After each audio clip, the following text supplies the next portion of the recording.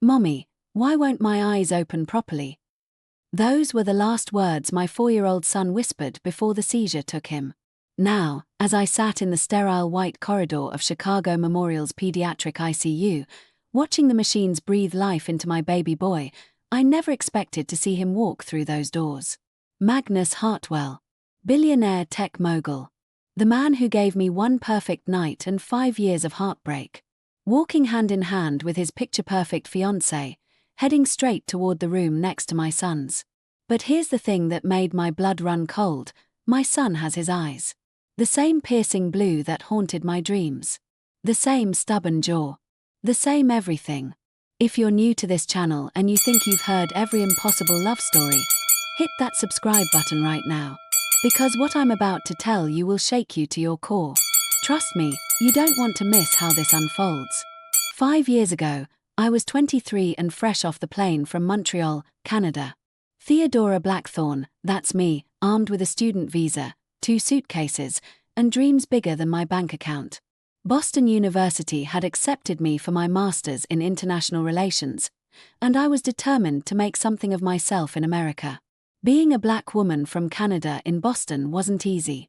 The stares, the assumptions, the way people's faces would change when they heard my accent and realized I wasn't from here. But I pushed through, working nights at an upscale catering company to pay for school. That's how I ended up at the Hartwell Foundation Gala in November 2019.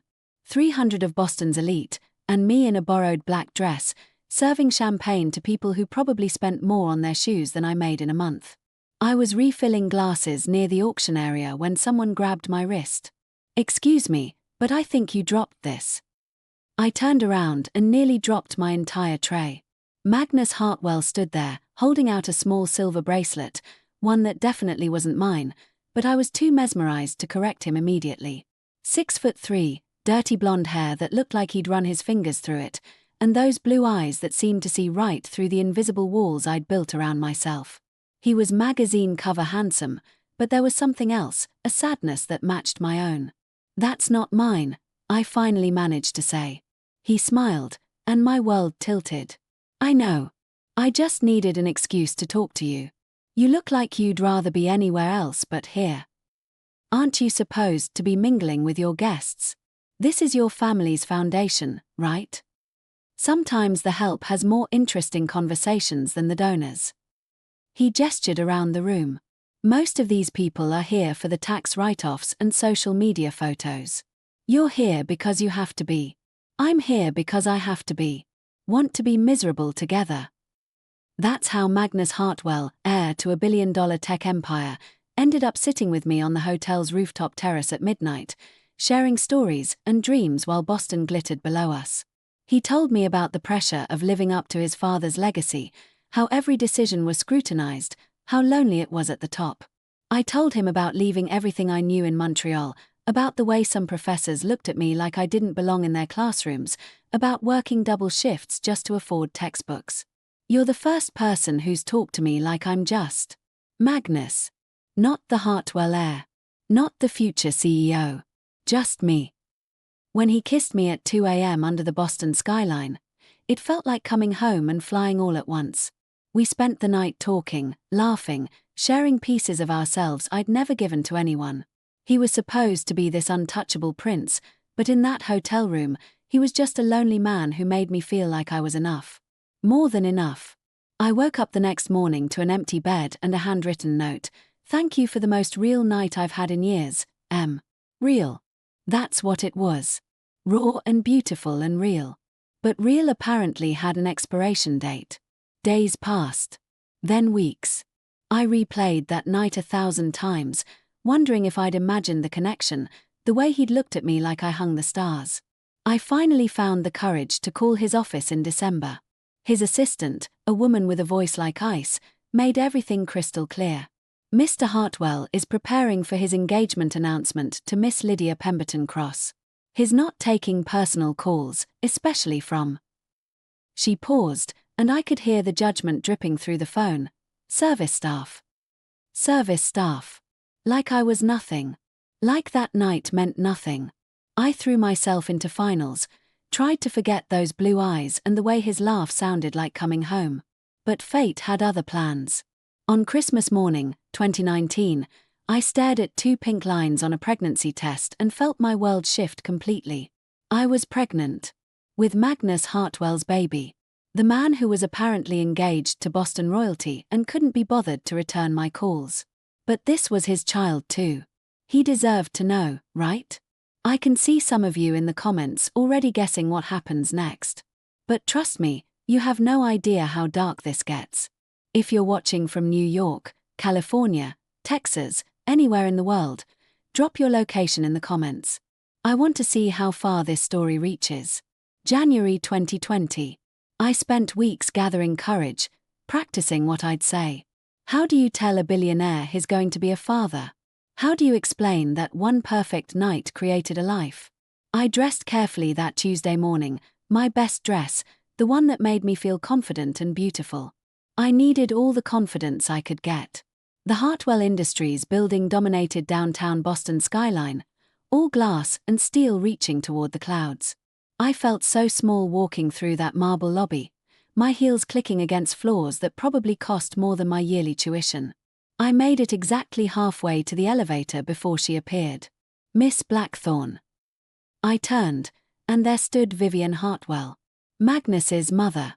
I'd seen her photos in society magazines, silver hair always perfect, clothes that cost more than most people's cars, and eyes like winter storms. In person, she was even more intimidating. Mrs. Hartwell, I know exactly why you're here. Her voice could have frozen fire. You think you can waltz into my son's life with some sob story and disrupt everything we've built? My mouth went dry. How did you? Did you really think we wouldn't investigate the staff after Magnus started acting different after that gala? She stepped closer, and I caught the scent of expensive perfume and menace. Theodora Blackthorne, 23. Canadian student on a visa. Working illegally at catering companies to supplement your income. That last part hit like a slap. Working those jobs wasn't technically illegal, but the way she said it made me feel like a criminal. I'm pregnant, I blurted out. With your son's baby. For a moment, something flickered across her face, surprise? Fear. But it was gone so quickly I might have imagined it. No, you're not. Excuse me. You're not pregnant with my son's child because my son would never be so careless. And you're certainly not pregnant with my grandchild because my grandchildren will be born from a proper marriage to a suitable woman. The words hit me like physical blows. Mrs. Hartwell, I don't want anything from you. I just want Magnus to know. My son is engaged to Lydia Pemberton Cross. Their families have been planning this union for years. They're perfect for each other, same background, same values, same complexion. There it was. The real reason. Not just class or money, race. Here's what's going to happen, she continued, pulling out an envelope from her purse. You're going to take this, handle your little problem, and disappear. Permanently. I opened the envelope with shaking hands. A check for $50,000. That's more money than someone like you will see in years. Use it wisely. Someone like me. My voice was barely a whisper. Don't play naive, dear. You know exactly what I mean. My son's children will be legitimate. They'll be born into the right family, with the right bloodline. They certainly won't be. She looked me up and down with disgust. Mongrels. The word hit me like a physical blow. Mongrels. Like I was less than human. And if I refuse? Her smile was arctic. Your student visa has some interesting irregularities. Working those catering jobs. Technically violation of your visa terms. One phone call to immigration, and you'll be on a plane back to Canada before sunset. And we both know you can't afford a lawyer to fight it. The threat hung in the air like poison. She had all the power, money, connections, legal teams. I had nothing but a positive pregnancy test and dreams that suddenly felt naive. You have until tomorrow to decide. Take the money and disappear, or lose everything and still lose the baby when you're deported. She turned and walked away, her heels clicking against the marble like a countdown clock. I stood there for 20 minutes, clutching that check, feeling smaller and more powerless than I ever had in my life. That night, I sat in my tiny studio apartment in Somerville, staring at the check and the ultrasound photo from my doctor's appointment. 8 weeks pregnant. Already, this tiny life was real, growing, depending on me. I thought about calling Magnus directly, showing up at his penthouse, fighting for the truth. But Vivienne's words echoed in my head. Immigration violations. Deportation. Losing everything. I was in America on a student visa, thousands of miles from family, with no money for lawyers or protection. She could destroy me with a phone call, and we both knew it. But I wouldn't kill my baby. This child was innocent. This child was mine. At 3 a.m., I made my decision. I packed everything I owned into 2 suitcases and my backpack. I cashed the check, hating myself for it, but needing the money to survive. I withdrew from Boston University, forfeiting my tuition. And then I disappeared. I bought a bus ticket to Portland, Oregon, as far from Boston as I could afford. $50,000 would stretch further in a smaller city. I could have this baby, raise them quietly, start over completely. On the Greyhound bus, watching Massachusetts fade away through the window, I cried for the life I was leaving behind. For Magnus, who would never know his child existed. For my dreams of finishing my degree. For the future I'd planned that was disappearing mile by mile. But I also cried with relief. Relief that my baby would be safe. Relief that I'd never have to see Vivienne Hartwell's hate-filled eyes again. I need to pause here because I need to know what some of you think in the comment section. Did this really happen? If people like Vivienne really exist? Let me tell you something, racism isn't always burning crosses and white hoods. Sometimes it's a check for $50,000 and threats delivered in designer clothing. Sometimes it's being told your child is a mongrel in a marble lobby while security cameras capture nothing but a conversation between 2 women. If you're still watching, if this story is hitting you in places you didn't expect, please hit that subscribe button. I promise you, we're just getting started. Portland, Oregon became my refuge. I found a small apartment in southeast Portland, enrolled in community college to finish my degree part-time, and worked as a freelance translator, my Canadian education and bilingual skills finally paying off. I was showing by April 2020, just as the world shut down for COVID. In some ways, the pandemic was a blessing. Fewer people around to judge the pregnant black woman with no wedding ring, no family, no support system. I spent lockdown preparing for motherhood alone. Reading every parenting book I could find, setting up a nursery in the corner of my studio apartment, talking to my growing belly about the father he'd never meet. Your daddy has the most beautiful eyes, I'd whisper. And his brilliant, scary brilliant. I hope you get his brain and my stubborn streak. You're going to need both in this world. Beckett Hartwell Blackthorne was born on September 15, 2020, during a thunderstorm that shook the hospital windows. 7 pounds, 2 ounces of perfect, beautiful baby with pale skin and the bluest eyes I'd ever seen. Magnus's eyes. The nurse was polite but confused when I explained the hyphenated last name with no father present. I'd practiced the story, sperm donor, complicated situation, preferred not to discuss it. Most people were too polite to push. But every time I looked at Beckett, I saw his father. The way he frowned when concentrating, even as a baby. The stubborn set of his jaw when he didn't want his bottle. The way he studied everything with those intense blue eyes, like he was solving puzzles the rest of us couldn't see. Raising a child alone while finishing school and building a career was exhausting. But Beckett was my miracle. Smart, funny, curious about everything. By age 3, he was reading chapter books. By 4, he was building complex structures with his blocks and asking questions about quantum physics after watching science documentaries. Sometimes strangers would comment on our obvious physical differences, my dark skin and his pale complexion, my brown eyes and his blue ones. I'd gotten good at deflecting with jokes about genetics being complicated or changing the subject entirely. But Beckett started asking questions too. Mommy, why don't I look like you?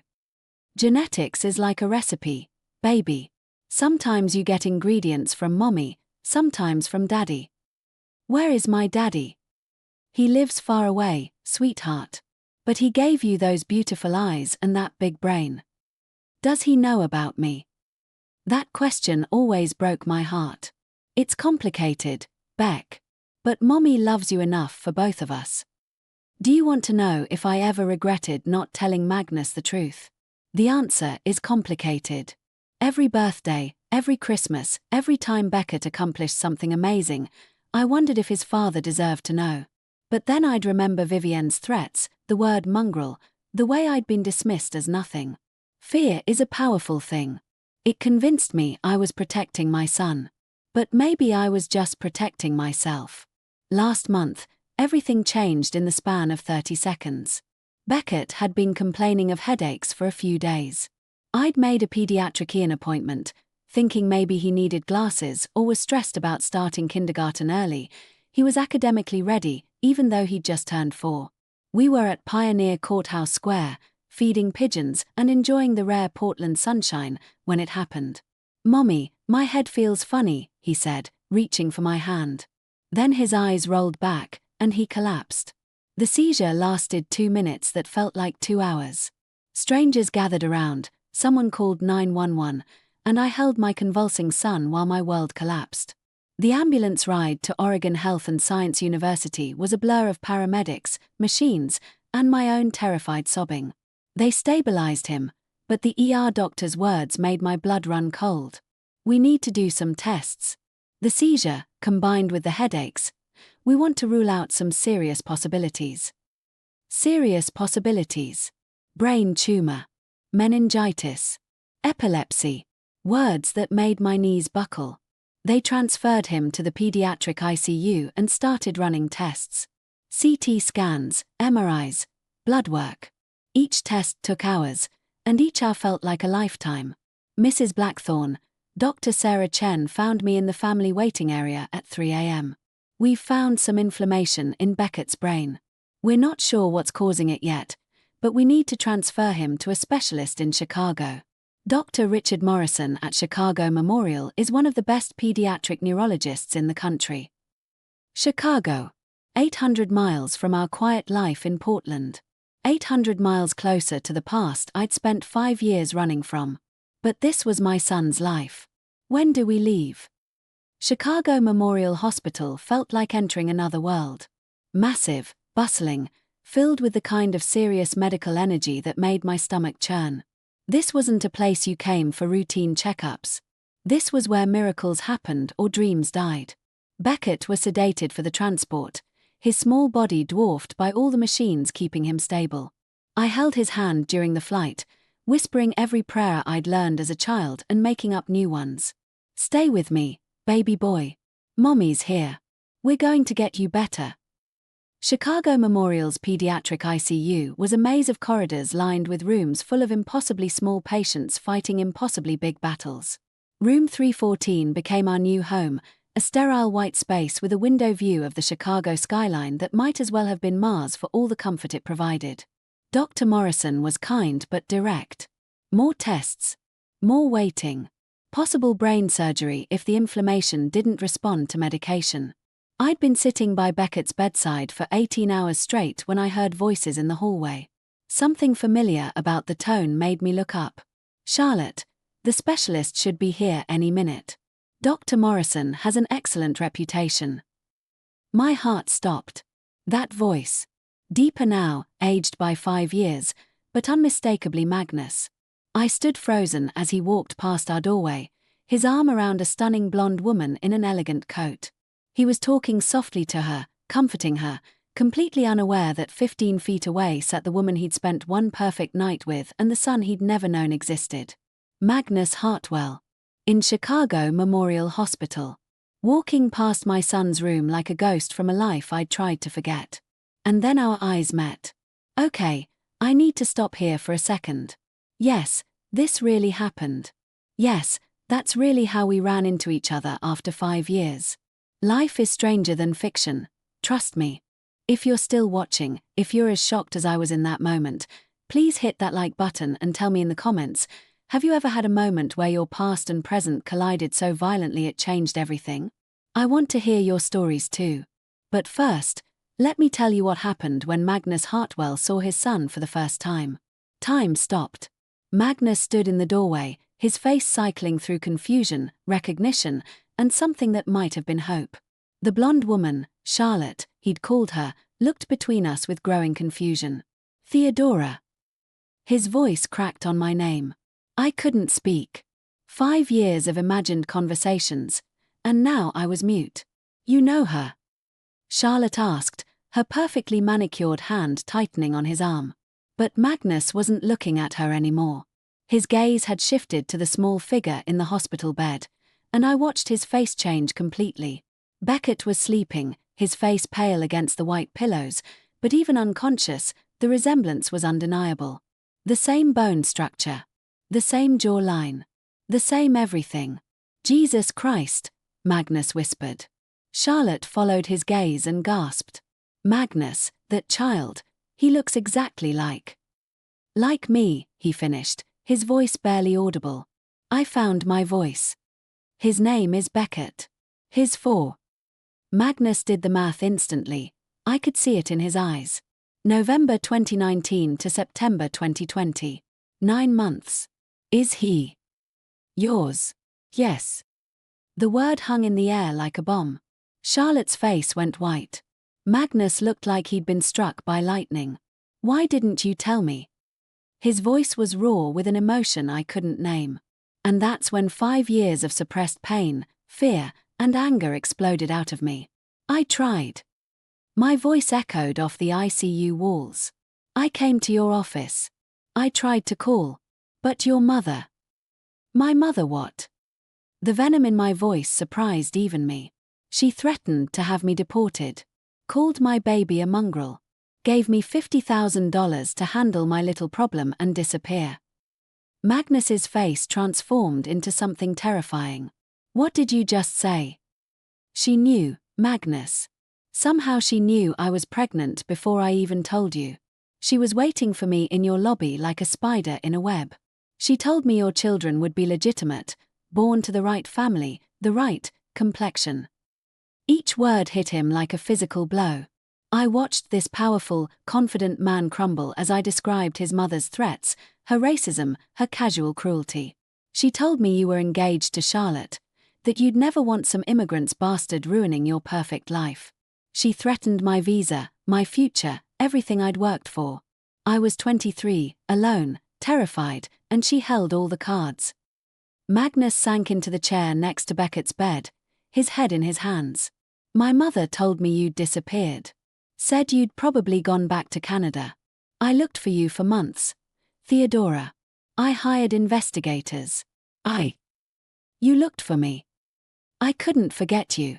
That night, it changed everything for me. When you disappeared, I thought maybe I'd imagined the connection. Maybe it was just me who felt. Felt what? Like I'd found something I didn't know I was looking for. Charlotte cleared her throat softly. I should go. We both turned to her, having almost forgotten she was there. Charlotte, I can explain. She held up a hand, stopping Magnus mid-sentence. Actually, you can't. Because I've known for 2 years that you were in love with someone else. I just didn't know who. The silence was deafening. We called off the engagement 18 months ago, Magnus. We're friends, and I'll always care about you, but... She looked at me with something that might have been respect. Some things can't be fought. This is one of them. She walked to Beckett's bedside and looked down at him with a sad smile. He's beautiful. He has your eyes but her strength, I can see it in his face. She kissed Magnus's cheek gently. Fight for this one. You let her go once. Don't make that mistake again. And then Charlotte Morrison Cross walked out of our lives with more grace than I deserved. I know some of you are thinking this sounds too perfect, too convenient. Trust me, real life is rarely convenient. But sometimes the universe has a sense of irony that's almost cruel. Keep watching, this story is far from over. Magnus and I sat in silence for long minutes after Charlotte left, both of us staring at Beckett's sleeping form. He's beautiful, Magnus finally whispered. How is he sick? What's wrong? I explained about the seizures, the inflammation, the uncertainty. Magnus listened with the focus of a man whose world had just shifted completely. Dr. Morrison is supposed to be the best, I concluded. But they don't know what's causing it yet. Morrison. Charlotte's uncle. That's why she was here, moral support for a family friend whose 4-year-old needed surgery. The irony wasn't lost on either of us. Theodora, he said, turning to face me fully, I need you to know something. Charlotte and I, we broke up 2 years ago. We stayed friends, and our families kept hoping we'd reconcile, but I couldn't. I never stopped thinking about you. You were engaged. I was trying to forget you. My mother pushed the engagement, said Charlotte was perfect, that I was being ridiculous pining after a woman who'd disappeared. So I tried. God help me, I tried to love her the way she deserved. But every time I kissed her, I thought of you. The admission hung between us like a bridge neither of us was sure we could cross. I spent 5 years thinking you'd chosen your perfect life over us, I said quietly. I spent 5 years thinking you'd chosen to leave rather than fight for us. I was terrified, Magnus. Your mother made it clear that I would never be acceptable. That my child would never be acceptable. How do you fight that kind of power? You don't fight it alone. His voice was fierce. You should never have been alone. That's when Beckett's monitor started beeping frantically. His body went rigid, and another seizure took hold. I was on my feet instantly, calling for nurses, but Magnus was there too, his large hand gently stroking Beckett's forehead.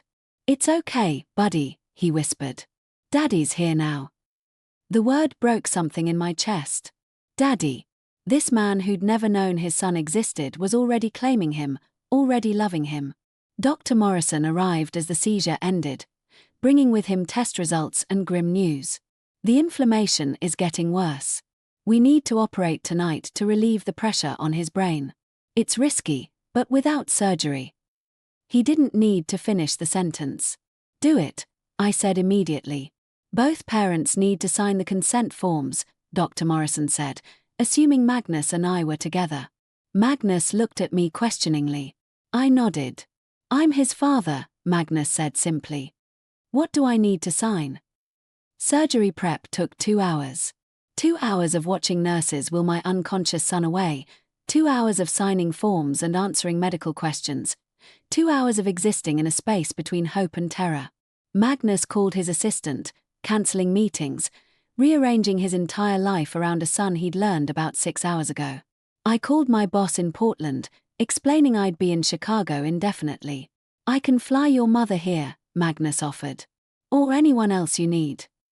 My parents died in a car accident when I was 19. That's why I came to America, there was nothing left for me in Montreal. Jesus. Theodora. You've been alone this whole time. Not alone. I had Beckett. And now you have me. The promise in those words scared me more than the surgery. We sat in the surgical waiting room as midnight approached, surrounded by other families facing their own medical crises. Magnus had loosened his tie, rumpled his expensive suit, transformed from billionaire CEO to worried father in the span of hours. Tell me about him, he said quietly. Tell me about our son. So I did. I told him about Beckett's first word, mama, his first steps at 9 months, early and determined, his obsession with building blocks and science documentaries. I told him about bedtime stories and scraped knees and the way Beckett laughed at his own jokes. His brilliant, Magnus. Scary brilliant. He taught himself to read at 3. He asks questions I need Google to answer. He builds these complex structures with his blocks and explains the engineering principles behind them. Magnus smiled for the first time since walking into that ICU. He gets that from both of us. You are working on a master's in international relations. That's not exactly easy. I never finished. When I left Boston. We'll fix that. All of it. Everything my mother destroyed, we'll rebuild. It's not that simple. Why not? I gestured around the waiting room, at my rumpled clothes and his designer suit. Look at us, Magnus. Look at where we come from. Your mother was right about one thing. We're from different worlds. My mother is a racist who cost me 5 years with my son and the woman I love. I don't give a damn about different worlds. The woman I love. Present tense. Magnus. I know it's crazy. I know 5 years is a long time, and maybe you've moved on, maybe you're with someone else. But I need you to know that what I felt that night in Boston never went away. If anything, it got stronger. You and Beckett, you're my family. You're what I want. Before I could respond, Dr. Morrison appeared in surgical scrubs, his expression unreadable. The surgery went well, he said, and my legs nearly gave out with relief. We were able to reduce the inflammation and relieve the pressure. The next 24 hours will be critical, but I'm optimistic. Can we see him? Magnus asked. He's in recovery now. You can see him in about an hour, but he'll be unconscious for several more hours. As Dr. Morrison walked away, Magnus turned to me with tears in his eyes. Our son is going to be okay.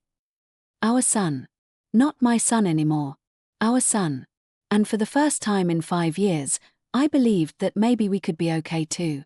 I can see some of you crying in the comments, and I'm crying too just telling this story. This moment, when Magnus claimed Beckett as his son, when he fought for us before he even knew if we wanted to be fought for, this was when I knew everything had changed.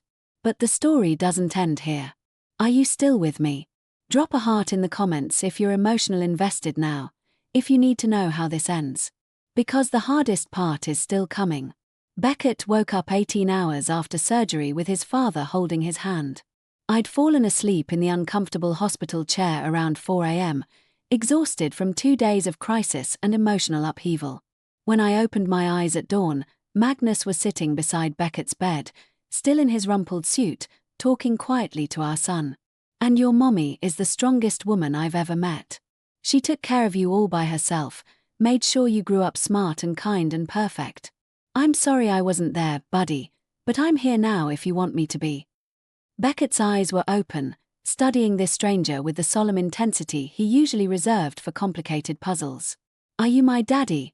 He asked, his voice hoarse from the breathing tube. Magnus's composure cracked. I am if you want me to be. Mommy said my daddy has the same eyes as me. What do you think? Beckett studied Magnus's face carefully. You look like me, but older. And bigger. Genetics are pretty amazing. Mommy says genetics are like recipes. Sometimes you get ingredients from mommy, sometimes from daddy. Your mommy is very smart. She's the smartest person I know. But maybe you're smart too. Magnus laughed, and the sound was pure joy. I hope I'm smart enough to be a good daddy to you. Can you help me with my block buildings? Mommy tries, but she's not very good at the engineering parts. I would love to help you with your block buildings. And just like that, my son accepted his father into his life with the easy adaptability of childhood. But the outside world wasn't going to be as accepting. News of Magnus Hartwell's secret son broke 3 days later. Someone at the hospital, a nurse, a security guard, maybe a cleaner, had recognized Magnus and connected the dots. The story hit social media first. Billionaire tech CEO's love child in Chicago hospital. By noon, it was trending. By evening, news vans surrounded the hospital. Heartbreak Air, Magnus Hartwell's secret family. Tech mogul's hidden son. The untold story. From rags to riches romance. Inside the Hartwell family drama. Most of the coverage was sympathetic, a successful businessman reconnecting with his son during a medical crisis made for good television. But some of it was ugly. Gold digger's gambit. Did this woman trap a billionaire? Convenient timing. Why come forward now? The child support lottery. How much is a Hartwell heir worth? Magnus was furious. I'm calling my legal team. We can sue for defamation, invasion of privacy. It won't matter, I said quietly. The damage is done. They'll always think I'm a gold digger who trapped you with a baby. Then we prove them wrong. How? By telling our story. The real story. That's when his phone rang. Vivienne Hartwell. Magnus answered on speaker, his jaw tight. Mother. Magnus, darling, I'm seeing some very disturbing news reports. Please tell me this is some sort of misunderstanding." "It's not a misunderstanding. Beckett is my son. Theodora is.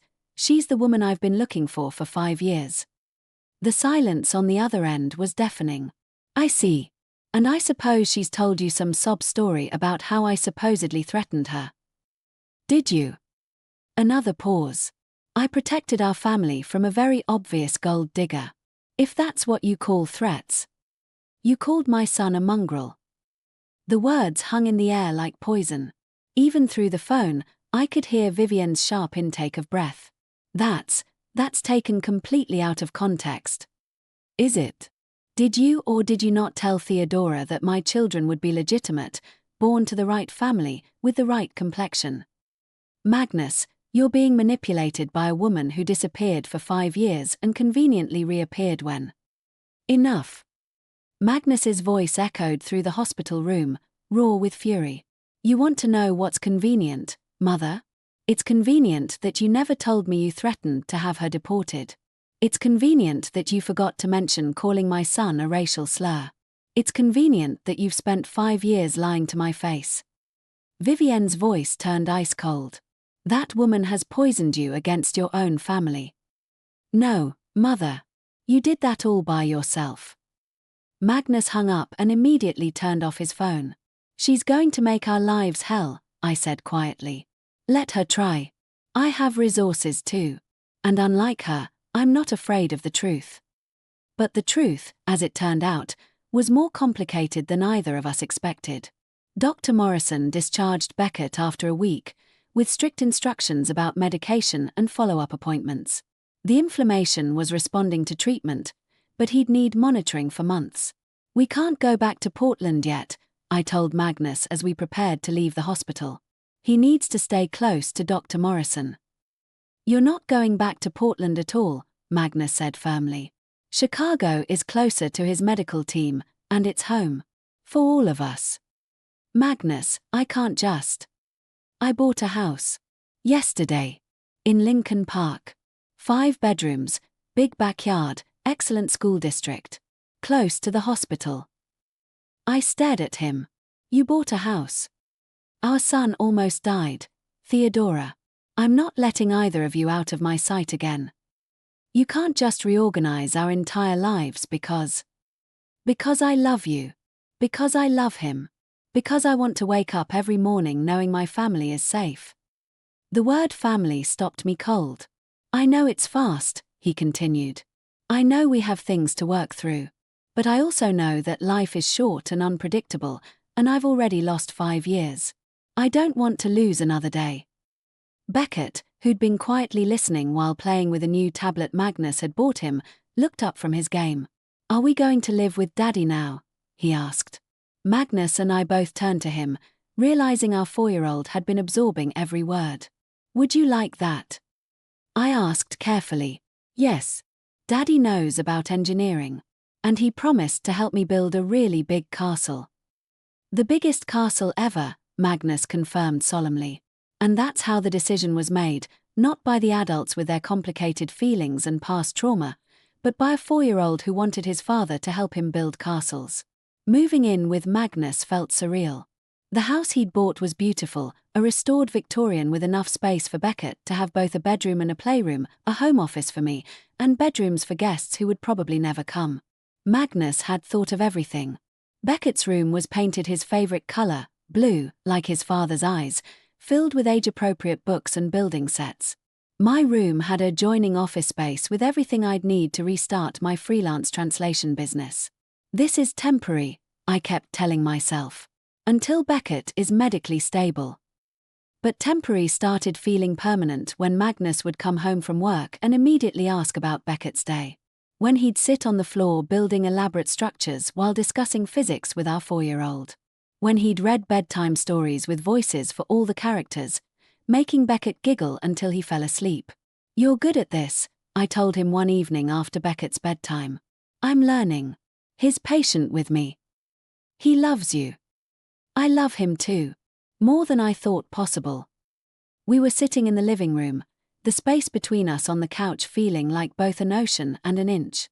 Magnus, we need to talk about what this is. What we're doing. What do you want it to be? The question hung between us. What did I want? 5 years ago, I'd wanted forever with this man. Now, watching him be a father to our son, seeing the gentleness in his hands and the love in his eyes, I wanted it even more. But wanting and having were different things. I want to take it slow, I said finally. For Beckett's sake. He's been through enough upheaval. Of course. Whatever you need. And I want to contribute. To the household expenses, too. Theodora. I'm serious. I'm not your charity case. You're the mother of my child and the woman I love. You're not paying rent in your own home. This isn't my home. This is your house that you bought. Magnus was quiet for a long moment. What would make it feel like home? I thought about it. Time. Normalcy. Proof that this isn't just some crisis-induced decision you'll regret. How long do you need? I don't know. Maybe when Beckett's medical situation is resolved. Maybe when the media attention dies down. Maybe when your mother stops trying to destroy us. About my mother. My stomach clenched. What about her? She's been trying to reach me. Through my assistant, through board members, through family friends. She wants to meet Beckett. Absolutely not. I agree. But she's threatening to go public with her side of the story if I don't at least hear her out. Let her. The truth is on our side. The truth doesn't always matter in court battles. And she has lawyers who specialize in making the truth look like lies. The threat was implicit but clear. Vivienne Hartwell wasn't done fighting.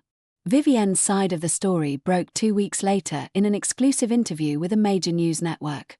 Magnus and I watched in horror as his mother sat in her pristine living room, tearfully describing how a young foreign woman had manipulated her son during a vulnerable moment and then disappeared with his child for 5 years. I was protecting my son from what appeared to be an obvious attempt to trap him, she said, dabbing her eyes with a designer handkerchief. When she showed up claiming to be pregnant, I offered to help her financially, as any concerned mother would. I suggested she might be happier returning to her home country where she'd have family support. The interviewer, clearly sympathetic, nodded along. And she disappeared after taking the money. For 5 years, we heard nothing. Magnus was heartbroken. He spent thousands trying to find her, hire investigators. We all assumed she'd decided to handle the situation privately. Handle the situation privately. A euphemism for abortion that made my skin crawl. And now she's returned. Conveniently, just as Magnus has become one of the most eligible bachelors in America. Just as his company has gone public and his net worth has increased dramatically. It's heartbreaking to watch my son be manipulated again. Magnus threw the remote across the room. She's making you look like a con artist and me look like an idiot. She's good at this, I said quietly. She never actually lied. She just rearranged the truth. The interview concluded with Vivienne's tearful plea for people to pray for my son and grandson, that they find their way through this difficult situation. My phone started ringing immediately. Reporters, bloggers, internet sleuths who'd tracked down my number. I turned it off after the 5th call. We need to respond, Magnus said. How? She's a master manipulator being interviewed by a sympathetic journalist. We're just 2 people trying to protect our son. Then we tell our story. The real story. All of it. Magnus. I'm serious. We do our own interview. We show them the real us, the real situation. We let people decide who they believe. The idea terrified me. Sitting in front of cameras, having my past dissected, my choices questioned, my worth as a mother debated by strangers. But the alternative was letting Vivienne's lies become the official narrative. Okay, I said finally. But we do it together. And we control the narrative. Together, Magnus agreed. Neither of us knew that Vivienne had one more card to play. The custody papers were delivered 3 days before our scheduled interview. Emergency petition for grandparental rights, the lawyer explained. She's claiming that Beckett is in an unstable environment and that she should have legal visitation rights to protect his welfare. Magnus read through the documents, his face growing darker with each page. She's claiming you're an unfit mother. That you've kept Beckett from his family. That I'm being manipulated into making poor decisions. Can she do this? She's trying. She has resources, connections, and a legal team that specializes in family court warfare. What does this mean for Beckett? It means we fight. Hard. The next few days were a blur of lawyers, depositions, and character witnesses. Vivienne's team painted me as a money-hungry opportunist who'd alienated a child from his father's family. Magnus's team countered with evidence of Vivienne's racist threats and manipulative behavior. But the real blow came when Vivienne's lawyers requested a psychological evaluation. For me. They're claiming you might have parental alienation syndrome, our lawyer explained. That you've been psychologically damaging Beckett by keeping him from his father's side of the family. That's insane. I never said anything negative about Magnus to Beckett. I told him his father was far away but that he'd given him his intelligence and his eyes. I know. But they're arguing that your disappearance was a form of alienation, regardless of your motivations. The evaluation was scheduled for the following week. A court-appointed psychologist would interview me, observe my interactions with Beckett, and make recommendations about custody and visitation. This is what she wanted all along, I realized. Not to see Beckett. To prove I'm unfit so she can control the narrative. Magnus was pacing our living room like a caged animal. There has to be something. Some way to stop this. Unless we can prove she threatened me. Your word against hers. Right. And she's a respected philanthropist from one of Boston's oldest families. I'm a single mother who took money and disappeared. That's when Magnus stopped pacing. What if it wasn't just your word against hers? What do you mean? My mother is meticulous about documentation. She records important conversations, keeps detailed calendars, maintains files on everything. You think she recorded our conversation? I think she documented it somehow. And if she did, we need to get into her house. We looked at each other, both realizing we were contemplating something that could backfire spectacularly. There's another way, Magnus said slowly. I still have keys to the family house. And I know where she keeps her files. Magnus, that's breaking and entering. It's my childhood home. Technically, I still own part of it. If we get caught. If we don't try, she wins. She gets access to Beckett, and she spends the next 14 years poisoning him against you. The choice was simple and terrible. Risk everything to find proof, or let Vivienne slowly destroy our family through legal warfare. When? I asked. We waited until Thursday evening. Vivienne had a standing appointment at her spa, 3 hours of treatments that she never missed. The house would be empty except for the housekeeper, who left at 5. Magnus picked me up at 6, his face grim with determination. Last chance to change your mind. Are you changing yours? No. Then let's go get our son's future back.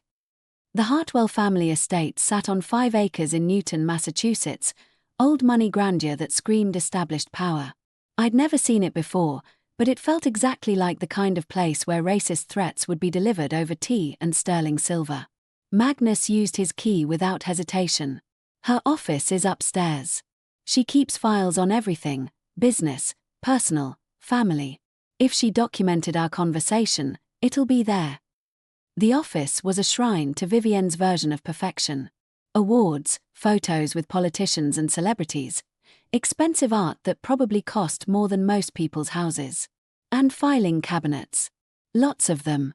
She's organized by date and subject, Magnus explained, opening drawers. What was the date when she confronted you? January 15, 2020.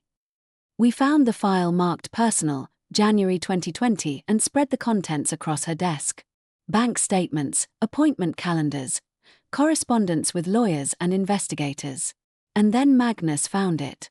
Jesus Christ. He was holding a small digital recorder and a manila folder labeled T. Blackthorne, termination of association. Inside the folder, photos of me at the catering company, copies of my student visa and academic records, a background check that detailed my parents' death and my financial situation, and a typed transcript of our conversation. Every word, every threat, every racist slur, all documented in Vivienne's precise handwriting with timestamps and location notes. She recorded everything, Magnus whispered. She planned this entire confrontation. I read through the transcript, my hands shaking. She'd written notes in the margins. Subject appeared frightened, good, and immigration threat effective. Proceed with financial offer. But it was the final note that made my blood run cold. Subject accepted payment and agreed to termination. Pregnancy eliminated. Threat to family neutralized. She'd assumed I'd had an abortion. For 5 years, she'd believed she'd successfully pressured me into terminating my pregnancy. We have her, Magnus said, his voice filled with cold satisfaction. Magnus. I was reading something else in the file. Look at this. It was a letter from a private investigator, dated 6 months after our confrontation. He'd found me in Portland, confirmed I was pregnant and later that I'd given birth. Vivienne had known about Beckett's existence the entire time. She'd known her grandson was alive, growing up without his father, and she'd never said a word. She let me believe you'd chosen to disappear, Magnus said, his voice hollow. She let me think you'd decided I wasn't worth fighting for. She let me believe you'd never want us. We photographed everything with our phones, carefully replaced the files, and left the house in silence. In the car, Magnus finally spoke. Tomorrow, we destroy her. We didn't wait for the custody hearing. The next morning, Magnus called his mother and requested a family meeting. Of course, darling. I think it's time we had a civilized discussion about this situation. We met at her lawyer's office in downtown Boston, neutral ground where she'd feel confident and in control. She arrived in a designer suit, perfectly coiffed, looking like the victim of her own narrative. Magnus, I'm so glad you've come to your senses. And Miss Blackthorne, I hope we can put this unpleasantness behind us. Magnus placed the transcript on the conference table. Vivienne's face went white. Before you say anything, Magnus said coldly, you should know we also have the recording, the photographs, and the private investigator's report confirming you knew about Beckett's existence for the past 4.5 years. Her lawyer leaned forward to examine the documents, his expression growing increasingly grave. Mother, you're going to withdraw your custody petition.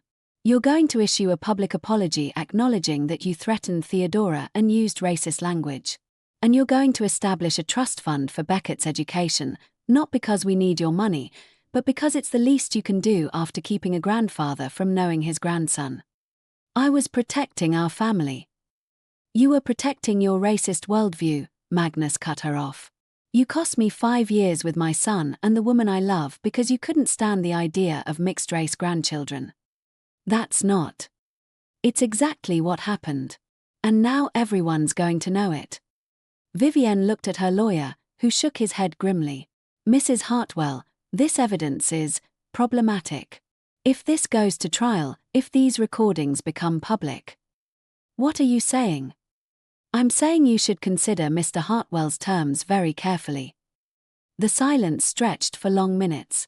I watched this powerful woman realize that for once in her life, she didn't hold all the cards. What exactly are you proposing?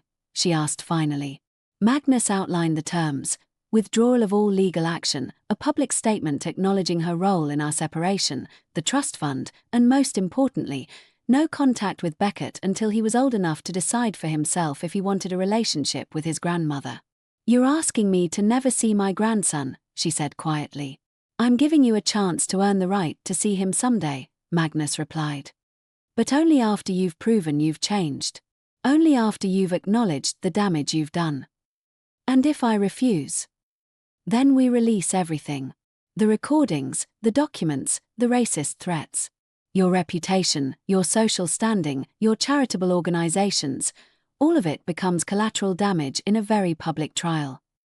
It wasn't really a choice, and we all knew it. 2 hours later, Vivienne Hartwell's lawyer filed paperwork withdrawing the custody petition. By evening, her publicist had released a statement acknowledging errors in judgment and expressing hope for eventual reconciliation with her son and his family. It wasn't a complete victory. She'd avoided explicitly admitting to racism or illegal threats. But it was enough. "It's over," Magnus said as we drove back to Chicago. "She can't hurt us anymore." But I knew better. People like Vivienne Hartwell didn't accept defeat gracefully. They waited, they planned, and they found new ways to win. For now, though, we were safe. Our son was safe. And that was enough. 6 months later, Beckett's medical treatments concluded successfully. Dr. Morrison declared him fully recovered, with no lasting effects from the brain inflammation. "Kids are resilient," he told us during the final appointment. "Physically and emotionally. Beckett's thriving." And he was. Kindergarten suited him perfectly. He made friends easily, excelled academically, and came home every day with stories about his teacher, his classmates, and what he'd learned. "Today we learned about families," he announced one evening over dinner. Mrs. Peterson said families come in all different shapes and sizes. "That's true," I agreed. "What did you tell her about our family?" "I said I have the best mommy in the world and the smartest daddy, and that sometimes it takes a while for families to find each other, but when they do, it's worth waiting for." Magnus reached across the table and squeezed my hand. We'd been taking it slow, just as I'd asked. Separate bedrooms, careful boundaries, focusing on co-parenting and rebuilding trust. But slowly, carefully, we'd been finding our way back to each other. It started with shared looks across the dinner table when Beckett said something particularly clever. Then conversations that stretched long into the evening after he was asleep. Then moments when Magnus would brush my hand while passing me coffee, and I'd let the touch linger just a second longer than necessary. "Theodora," he said after Beckett had gone to bed, "I have something to ask you." My heart stopped. "Okay." "I've been thinking about what you said. About this feeling like you're home. And I want to put your name on the deed. Legally, officially, this house belongs to both of us. No matter what happens between us romantically, you and Beckett have a home here for as long as you want it." It wasn't the question I'd been expecting, but it meant more than any romantic gesture could have. "Magnus, I know we're taking things slow. I know you need to trust that this is real, that I'm not going anywhere. So I'm proving it the only way I know how. By making sure you never have to worry about having a home again." I looked around the living room where Beckett built his castles every evening, where Magnus read him bedtime stories, where we'd become a family despite everything that had tried to tear us apart. "Thank you," I whispered. "Thank you for giving me a second chance. Thank you for raising our son to be kind and brilliant and perfect. Thank you for being stronger than I ever gave you credit for. Thank you for fighting for us. Always." Later that night, as I was getting ready for bed, Beckett appeared in my doorway in his pajamas. "Mommy." "What's wrong, baby?" "Nothing's wrong. I just wanted to tell you something." "What's that?" "I'm glad we found Daddy. And I'm glad Daddy found us." "Me too, sweetheart." "Do you think we'll stay found?" The question broke my heart and healed it simultaneously. "I think we will. I think some people are meant to be a family, even when it takes a while to figure out how." "Good. Because I love our family just the way it is." As I tucked him back into bed, I realized that Beckett had given me the answer I'd been searching for. This was our family. Complicated, unconventional, born from heartbreak and crisis, but ours. And for the first time in 5 years, I was ready to stop being afraid of losing it. 1 year later. The wedding was small, just us, Beckett, Dr. Morrison and his wife, and a few close friends Magnus had made over the years. We held it in our backyard under the oak tree where Beckett had built his first treehouse with his father's help. I wore a simple white dress I'd bought online.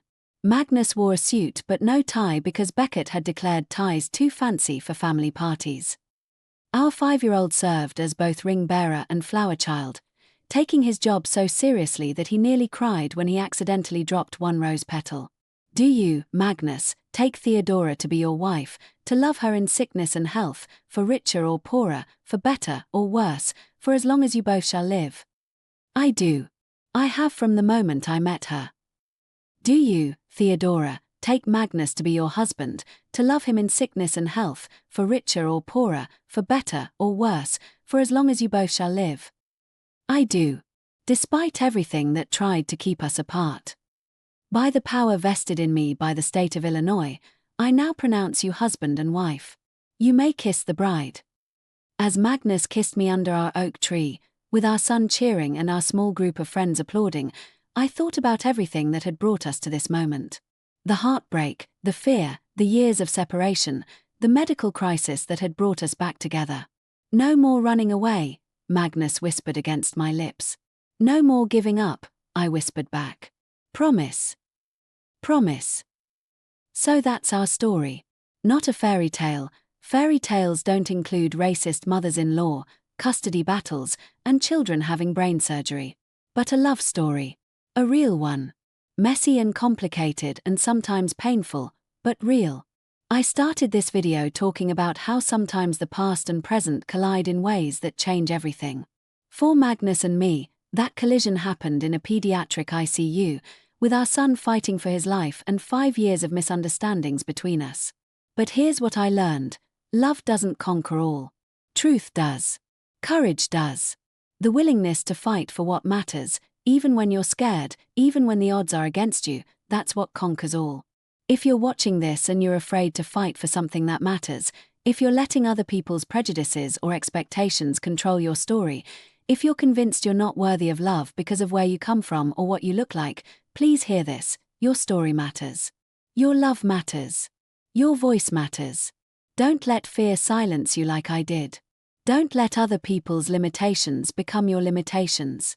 And if you're a Magnus in this story, if you're someone with privilege and power who has the chance to fight for someone with less, use that privilege. Don't let the Vivienne Hartwells of the world win. Stand up. Speak up. Fight. Because somewhere out there might be someone who's been looking for you too, not knowing if you exist, not knowing if you'd fight for them if you found them. Fight for them. Fight for love. Fight for truth. And if this story moved you, if it made you believe in second chances and fighting for love, please subscribe. Share this video. Tell someone about it. Not for me, but because stories like this, real stories about real love, need to be heard. Do not forget to hit that subscribe button first. Your love story is out there waiting for you. Don't let fear stop you from writing it. Oh, and if you're wondering about Vivienne, she sends birthday cards to Beckett now. Very proper, very distant, but she sends them. Magnus thinks she might be slowly learning that love doesn't have a color or a class system. I'm not holding my breath, but people can change. Sometimes. Beckett keeps the cards in a special box and says maybe someday he'll want to meet the grandmother who looks like Daddy. Maybe someday she'll be someone worth meeting. Children forgive so much easier than adults. Maybe there's a lesson in that too. Thank you for watching our story. Thank you for caring about love winning over fear. And remember, your story matters too. Don't forget to like this video if it moved you. Subscribe for more real love stories that will restore your faith in fighting for what matters. Comment below with your location and tell me, have you ever let fear stop you from fighting for love? Share this story with someone who needs to hear that their love story matters too. Don't forget to subscribe to this channel for more beautiful stories like this. See you in the next video.